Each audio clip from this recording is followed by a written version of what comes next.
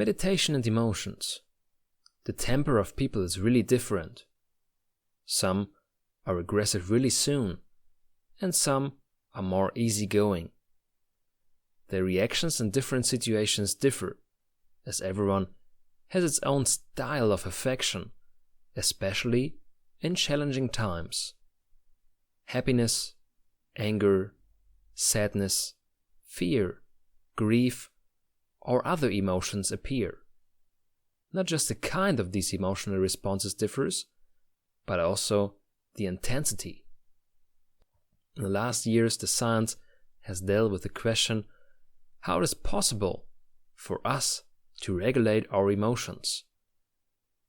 Researchers found out that the emotional response mechanisms in our brain are not fixed, but show a big neuroplasticity.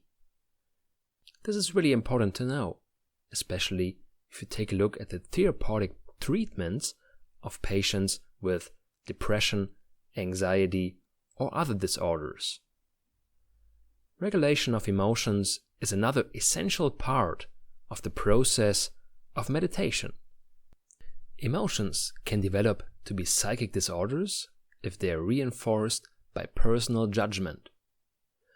So it can be these, mostly negative emotions, reinforced by pondering or focus on the negative side of events, that leads to enhanced anxiety or expectation of catastrophic events. So this can build up and result in a depression or anxiety disorder. The so-called secondary evaluations, where the negative emotions are reinforced by the personal evaluation, can be reduced and stopped with the help of mindfulness meditation. So, instead of reinforcing these negative emotions, you learn to accept them and let them go. This helps a lot of people not to be affected by negative emotions anymore. With the help of mindfulness meditation, it is possible to learn equanimity, composure, and equilibrium. This kind of meditation can have positive effects on the brain as well. There are several studies that report that people that are meditating have more gray matter in their hippocampus compared to a control group. It is well known that high stress levels have a negative effect on the neural growth in this region of the brain. People that were meditating were able to lower their vegetative activity much better compared to non-meditators. This plays an important role, as the brain region hippocampus plays an important role in the evaluation of situations and the emotional responsiveness.